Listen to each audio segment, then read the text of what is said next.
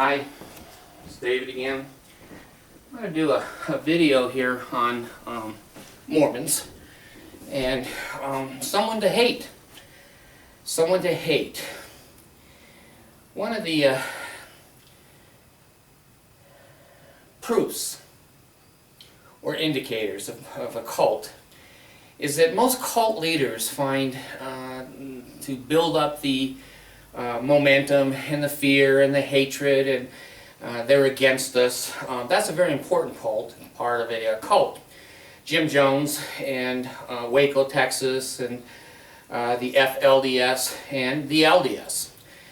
I'm going to speak on the LDS because I was a member for 50 years, and I'm not making this up. I experienced it. I went to their educational BYU. I got a degree from BYU, and I'm familiar with their culture and their background and their history.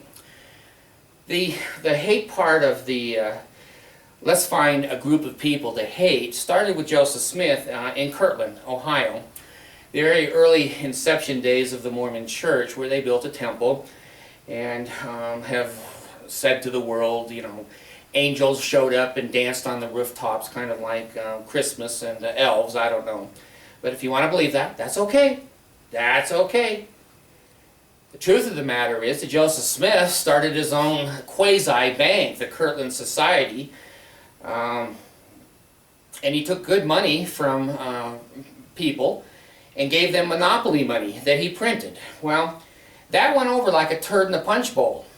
The members of the church and the Ohio residents, when they couldn't use the money and the money was deemed valueless, the gold digger and treasure hunter Joseph Smith hightailed it out of town.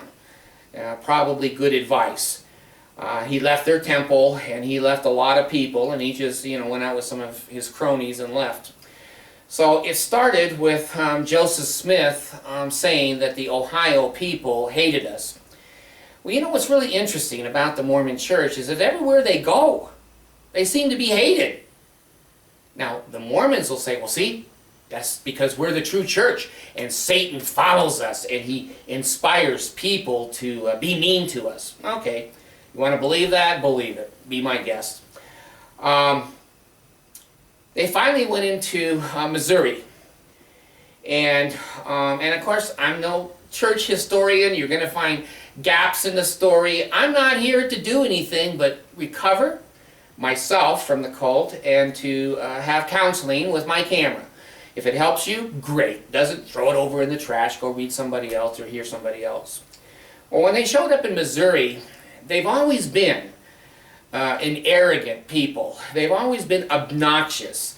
They've always been, we're better than you. And you know, when you move into a new community and people are helping you, you know, clothes and boxes up to your house, and you say to them, I'm better than you, I'm the chosen people, I am the one that is going to the celestial kingdom, and you're going to be in the lower kingdom, that don't cut with most people from the Midwest.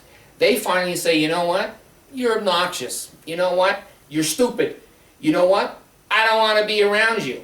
Well, the Mormons then would say things like, well, the Lord has sent us here. And he wants you to give us your land. And the farmers go, wait a second. That's the same Jesus that I pray to, and he never told me to give my land to you. So the Mormons stirred up a hornet's nest of shit in Missouri that they caused on themselves. And they were finally basically driven out of there.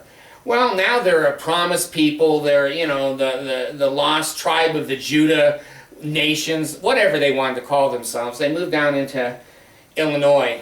Well, they're hated there too. I'm surprised.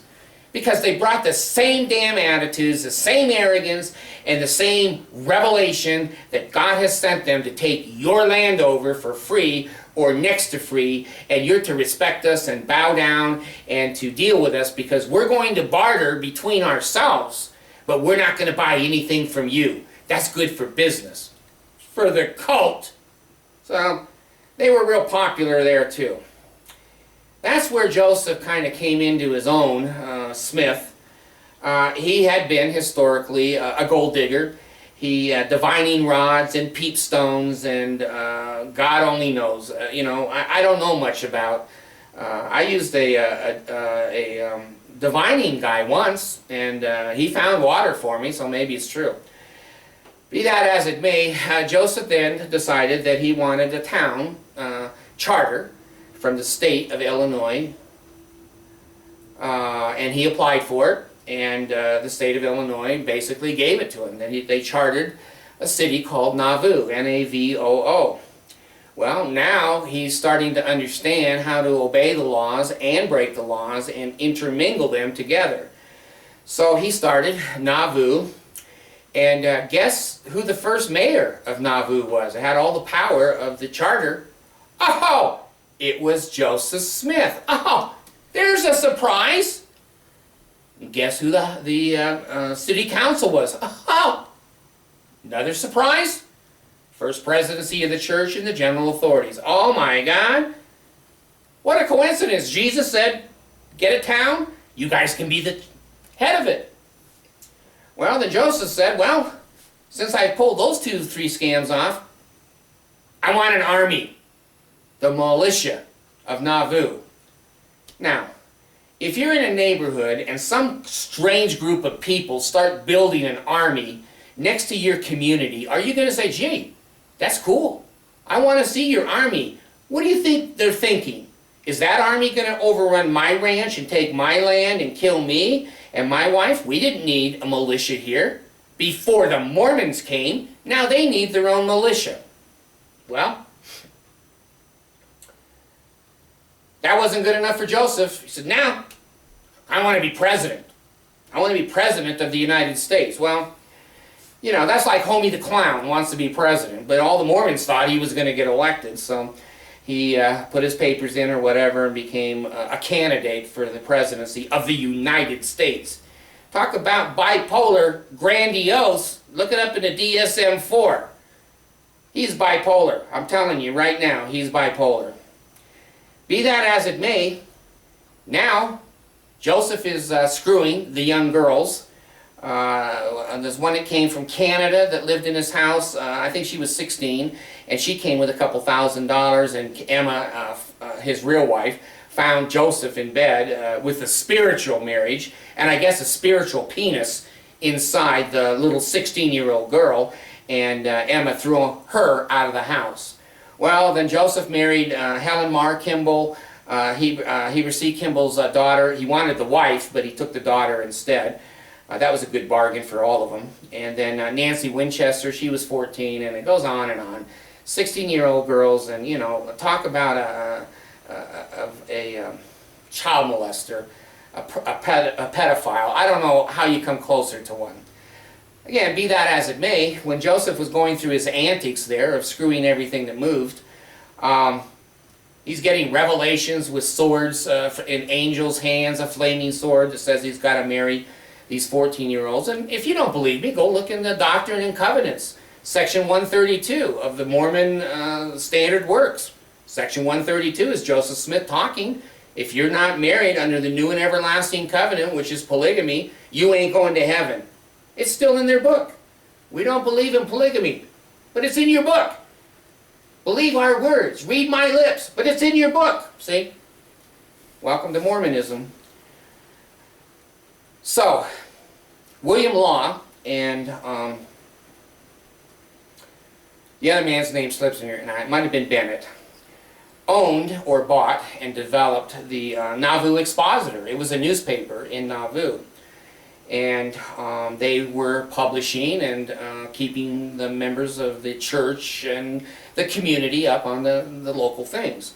Well, they left the church. They were high members in the 12 apostles and the upper echelon of the church, and they thought Joseph Smith was a pedophile, and they left. Well, they decided to put his escapades in the paper. And so they let people know that was coming up, and it would be a special, I don't think it was a special edition, but it was a paper coming up. Well, Joseph Smith got wind of that. He knew that he was screwing everything in sight. He knew he was a polygamist. He knew he was married to 30 women, and half of them, well, a third of them were under 18. He knew, and so as the mayor, he called a special session. Oh, gosh. And he brings in the objective council. And he said, I think we should declare, city council, I think that we should declare the Expositor, the Nauvoo Expositor, a private newspaper under the freedom of information and the freedom of the press. They should be called a public nuisance. Now, they hadn't done anything, ever, in Nauvoo, and they were about to provide the community with the truth of Joseph Smith. Well, Joseph Smith said, hey, let's burn it down. And the city council goes, hey, that's a good idea. Can you believe these people? I can't. So they all go over there at midnight. They throw out the presses on the street. They pull all the papers out and everything, set fire, bonfire to it. Now, when Governor Boggs, who the Mormons hate, heard about these escapades down in Nauvoo, he goes, what the hell is going on with the Mormons down there? They have any common sense at all. Well, now the Mormons hate him because he doesn't agree with burning the press in the middle of the street. So Boggs says, okay, we're pulling the Nauvoo Charter. The Mormons don't know how to behave. They have no boundaries. They seem to be idiotic people. We give them a chance. We're not going to put up with that in our state. So he yanks the Nauvoo Charter. And then later on, I guess he puts out what the Mormons call an extermination order. Well, that's probably the right thing to call it because they're like cockroaches down there. They're marrying everybody, they're screwing everybody, they're setting public presses on fires, they're making an army. He's running for president. Good Lord, this looks like the Homie Show. So I don't know, I didn't read, and I shouldn't be speaking, other than saying that there was an order issued by Boggs to get the Mormons out of his state. If I was governor, I probably would have just shot them all. But I think he was just asking them to leave. I don't know. You'll have to look that up yourself. So now all the Mormons hate Boggs. They hate the Missouri people. They hate this, they hate that. Joseph Smith goes over to Carthy's jail. He's on the run because he knows he's burned a press. And he goes over there with a handgun and gets upstairs, and his brother gets shot in the face and is killed. Joseph shoots 3 rounds out the door of Carthy's jail, kills 2 people, puts the other one in serious condition, and finally he falls out from being shot onto the ground, 2nd floor by the well. Well, now the Mormons have a martyr. Oh, they hated our religion. It's Satan. They know it's the true church. They know Joseph's a prophet. They know he had gold plates. They know he translated those plates in a hat with a seer stone in it. So now they have a martyr. Someone else they hate, the Missouri people and the Illinois people. Well, a long story short, now comes into basically close to my lifetime. Brigham Young is here in the Salt Lake Valley. And he has 57 wives. He's just kind of conservative. He only has 57. And he uses the church funds to basically build them houses and the Beehive House. And of course, I've gone on tours, church tours into the Beehive House. And when you ask them if there were any polygamous wives that lived here, they say, oh, no, no. And, well, gee, how come there's 19 bedrooms upstairs? Oh, those were for the kids. If you want to believe this crap, believe it. I'm sorry, I don't. I was asked to leave the Beehive House because I had questions. Why there's so many bedrooms and there wasn't that many children? So, Brigham Young continued polygamy. The federal government said no. They had the Reed-Smoot bill, or I can't remember the whole title of the bill, but it said no polygamy in the United States. Well, Brigham Young said, hey, we're Mormons, we wear magic underwear, we're special, we're better than everybody else, holier than thou, screw you, federal government. Well, that worked for a couple of years, I guess, and then the federal government clamped down and sent Johnson's army to Utah to put down the Mormon rebellion. Well, the Mormons only believe the law and obey the law when they're about to lose their ass. And Brigham Young could see his big fat ass was about to be lost. And so he basically went into hiding. And Johnson's army almost made it into Salt Lake City, but Brigham Young finally said, okay, no more polygamy. Well, they continued to use the endowment house and the Salt Lake Temple for plural marriages. They just lied. Then Wilford Woodruff came in, and they hate the government too, and Wilford said, okay, no more polygamy, we're going to behave ourselves. Yeah, right, that's like Dracula guarding the blood bank. Well, they didn't behave themselves. Wilford Woodruff married several polygamous wives after he said he didn't. And then he died, and John Taylor took over. And Taylor married several polygamous women after he gave a second documentation to the U.S. government that there's no polygamy in Utah. He still married 3 or 4 other women after that, maybe more. Then comes basically me coming into the Mormon history and background of hate. There's always someone to hate. They don't look at their behavior. They don't look at what they say. They don't look at what they do. They only have eyes on Jesus. And down here where they live, the rest of us are dog shit. They don't care what we say. They have magic underwear. You can't shoot them. You can't burn them. They're like a cockroach. They believe that they're eternal beings down here as a gift to the rest of us. Well, now the LDS Church hates the polygamist. See, you got to have someone to hate. So they started it. They have a proclamation out now that says marriage is between one man and one woman. That came out 10 years ago or something. But they're the ones that were defining polygamy as a family 100 years back before that and lying to the government. Again, hey, float your boat, go with it. So now they hate the polygamists. They drive the polygamists out. They excommunicate them. The polygamists are hiding in houses and barns and in caves trying not to be arrested. Now the Mormon Church hates the polygamists because they want to be a state. Brigham Young wants them to be a state and they want to be accepted. So now they hate the polygamists. So I've been out here in southern Utah, and I've been to a couple of their FLDS churches and then talked to some of their people and studied them a little bit. And they're hated by the Mormons.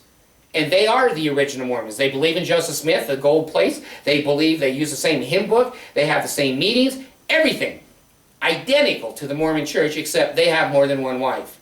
So the real Mormon Church is the FLDS. The other big part of the Mormon Church are the apostates that basically neglected the doctrine and turned their backs on it and now are a huge American corporation making a lot of money. Well, you know, the acceptance of the Mormons is still linked with polygamy, and it well should be. Now comes David on the scene, and I see from BYU the 1964 Civil Rights Act coming in, where all men are equal. They can vote, they can drive cars, they can marry, etc. Oh my gosh. The Mormon Church was so upset at that the black people and the dark-skinned people are getting equality. They're not white and delightsome. They've taken that word out of their Book of Mormon now. White and delightsome. Now they've changed it, which is the book they never change. They've changed it over 1,000 times. I think it's 3,000 times. But they go white and wholesome now, not delightsome. So they're trying to get away from that true image that they don't like dark-skinned or black-skinned people. So now, civil rights is a federal law. And again, the Mormons don't do anything until the federal people come in on them. The IRS began to start to focus on the Mormon Church in the 1975-77 and say, gee, you know, you have a tax-free status in the United States, and yet you don't let black people hold your priesthood or go to your temples or get married for eternity. They're second-class citizens. And the church basically said to the government, screw you, and we can do what we want. It's our freedom of religion. And the federal government said, no, screw you. You're going to lose your tax-exempt status if you continue to discriminate. I guess Spencer Kimball went to Jesus and said, Jesus, We're in deep shit out here, man. We're going to lose our tax status. What do you want us to do? And Jesus said, oh, okay, let the blacks go ahead and be full members of the Mormon church.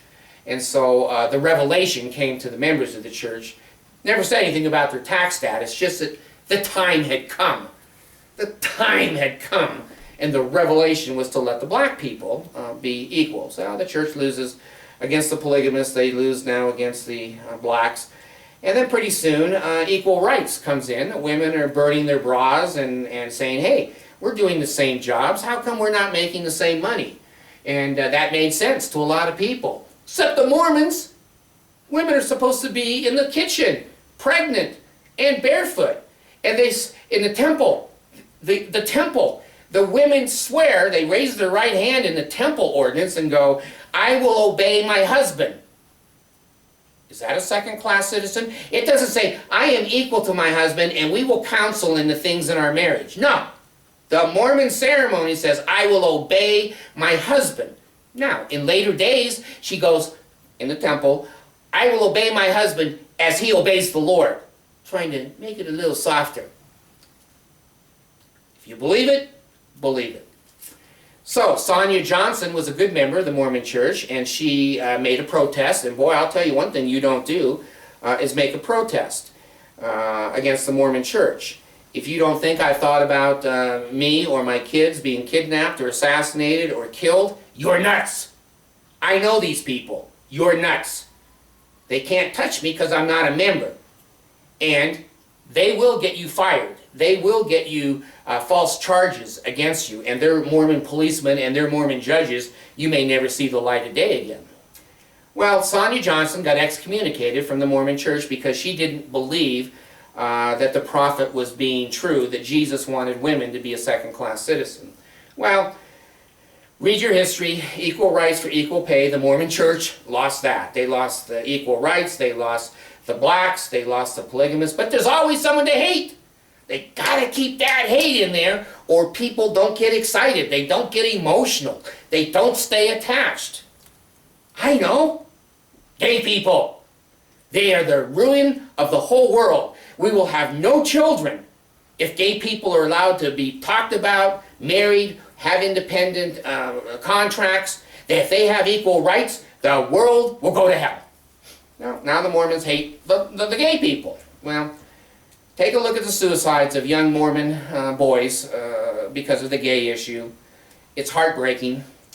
I was raised in California. I wasn't there during Proposition 8, but I kept up on it pretty close.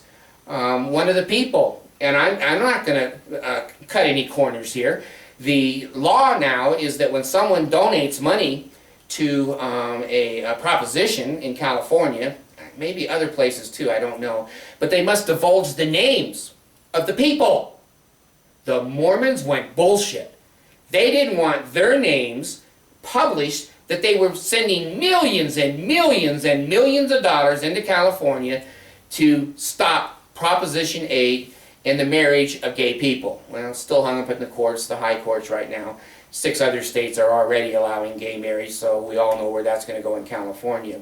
But the point is, Ken Garth, Otto, right here in Salt Lake City, his grandma sent Proposition 8 $100,000. Hateful money against the gays. There were millions and millions of other bigger and smaller contributions.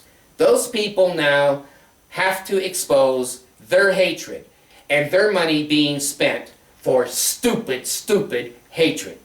Now, when the gays get married and when the gays have equal rights, since they're married in 6 states right now and the world hasn't come to an end, most Americans and the younger generation especially go, hey, they want to get married, who cares? What they do and they shut the door to their bedroom, it's not our business. And I agree. I agree. So, after the Mormons are done hating the gays, who's next? You? Me? And remember this. There is a long, long, strong history of the Mormons hating dark skin or black people. Their Book of Mormon constantly says the righteous people were white, the Lamanites were brown. And when the Lamanites became righteous, their skin color changed. I haven't been in school in a long time, and I haven't studied a lot of genetics, and I don't know a lot about skin pigmentation. But the schools I went to, people don't change ethnic colors. You believe it? Go for it. Send them your tithing. Build that Salt Lake Mall. They have hated dark-skinned. See, back in Joseph Smith's time when he wrote that book, he came up with dark-skinned people. Indians, Lamanites. Well, now genetics show that those are not people who came from Jerusalem. They came over through Asia, but now the church... Oh, those scientists are lying. Oh, we know more about genetics. Well, again, pay them your tithing, believe what you want to believe. The truth doesn't matter to a Mormon. So, dark-skinned people have always had a bad rap. Black people have been the worst sinners in the Mormons' eyes. They're people that Brigham Young said, if a girl marries a black, the only punishment should be death to both of them. Look it up. Don't want to believe me? Believe what you pay them your money? Go to the mall. That's what Brigham Young said.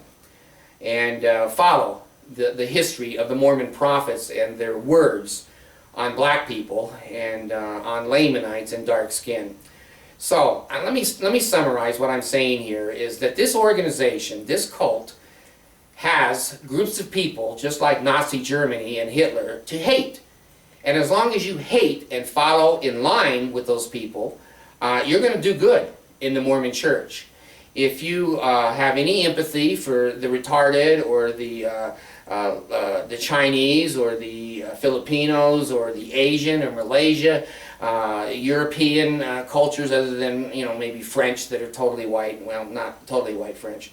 But anyway, the point is that the Mormon Church has discriminated against dark-skinned and unusual races of people their whole life.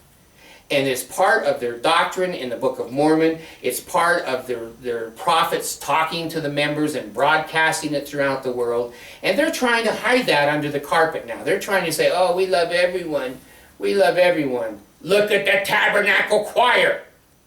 How many black people did you see in there 5 years ago, 10 years ago, 100 years ago? Now I guess they hire 2 or 3 blacks to sit in there and make it look like it's an integrated organization. I'm not that stupid. Maybe you are and you love it, pay your money and go to the mall. I don't care. When you take a look at the 12 apostles, historically, from Joseph Smith down to the last 5 years, all white. Ah, there was one Mexican guy, I guess a dark-skinned person, and he got in trouble, and he was excommunicated for the church. Who would have guessed a dark-skinned apostle got in trouble? Well, look at how many white-skinned apostles were in trouble. How about the organ director at 15 or 20 years old screwing his secretary on the Mormon organ in the tabernacle? They had to excommunicate him. How about the senator here in Utah right now that's in the hot tub with the 15-year-old girl? Use your brain. Look at the facts. Look at the history. Talk to people who have been there. If someone is making money on hating Mormons or someone's making money on trying to convert Mormons, don't listen to either one of those stories. I don't make any money sitting in front of this camera. I have no interest or vested interest in the Mormon Church. They're insignificant in my life. My kids are happy, our family's happy, and basically we just stay the hell away from them. It's hard to do because they're like a cockroach. They come through the walls on the TV and other places. But they're a hateful people. They've always been a hateful people. They'll always find somebody to hate. And if you're into that, if you're kind of a white supremacist or Aryan nations, good Lord, call Salt Lake City and say, send the missionaries to me. And you can have rifles and militia, Mormons have that, and a year's supply of food. They're ready to take on the world. You may fit in there just very fine. I'm different.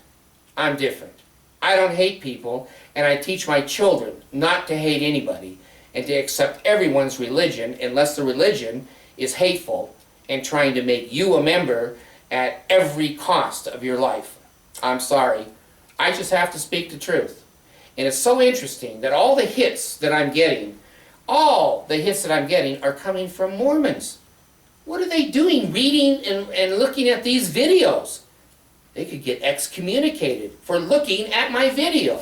And yet they write to me and say, well, this question and that question. Now I'm getting so many hits, I can't even answer it all. I'm going to have to just block that out. Because this isn't a full-time job for me. I'm not trying to make a job. I'm not trying to get on TV. I'm not trying to get on the newspaper or the radio.